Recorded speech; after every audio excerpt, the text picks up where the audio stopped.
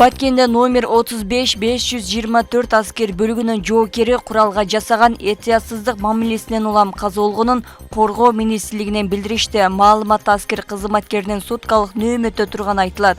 Ал келишимдик негизде кызмат өтөп жаткан. Министрлик окуянын себебин тактап, кызматтык иликтөө дайындаганын белгиледи. Ош шаарындагы Мамыров көчөсүндө жайгашкан тамактануучу жайда газ баллон жарылып, 36 жаштагы жаран каза болду. Бул тууралуу шаардык милициядан билдиришти. Маалыматка караганда, кечээ саат 4 чамасында аталган окуя Ош шаардык ички иштер башкармалыгынын электрондук журналына каттоого алынып, иликтөө иштери башталды.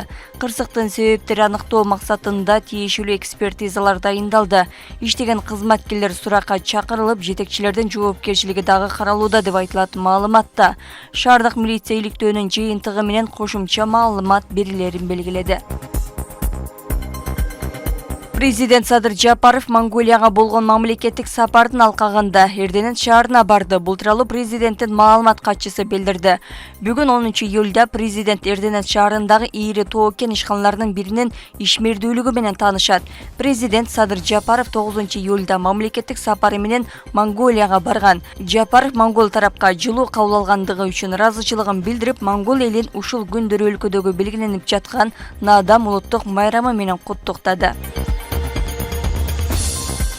Ички иштер министринин орун басары Нурбек Абдиев Улуу Британиянын миграция боюнча консультативдик комитетинин өкүлдөрү менен мезгилдик жумуштарда иштеген кыргыз жарандарынын коопсуздугун камсыздоо маселелери боюнча талкуулады. ИИМден билдиришкендей, жолугушууда Кыргызстандан келген эмгек мигранттарынын негизги бөлүгү КМШ мамлекеттеринин аймактарында иштеп келет. Ал эми акыркы жылдары Европа өлкөлөрүндө, анын ичинде Улуу Британияда дагы мигранттардын саны өскөнү байкалууда. Жолугушуунун соңунда министрликтин орун басары Ички иштер министрлигиндеги конструктивдүү диалогго жана кызматташууну мындан ары чыңдоого дайым даяр экендигин белгиледи. Эске сала кетсек, аталган комитет Улуу Британиянын өкмөтүнө караштуу миграция маселелери боюнча кеңеш берүүчү көз карандысыз орган болуп саналат. Туристтик мезгил учурунда Бишкек шаарында Ысык көл облусуна каттаган Бишкек-Нарын-Торгарт унаа жолунда катталган туристтердин коопсуздугун толук кандуу камсыздоо үчүн жол кыймылынын коопсуздугун камсыздоо башкы башкармалыгынын атайын адистешкен ротасы күчөтүлгөн тартипте иш алып барууда.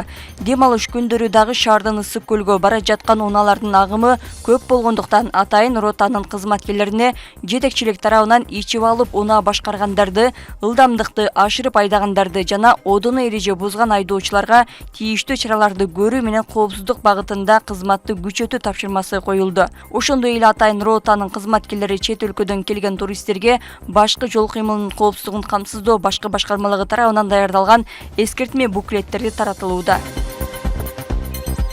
10 июлга чейин туруксуз аба ырайына жана күтүлүп жаткан нөчөлүү жаан-чачынга байланыштуу өлкөнүн тоо этектеринде жана тоолуу райондорунда сел жүрүшү мүмкүн. Бул тууралуу өзгөчө кырдаалдар министрлигинен билдиришти. Министрликтин маалыматына караганда, дарыяларда суунун деңгээли көтөрүлүшү күтүлөт.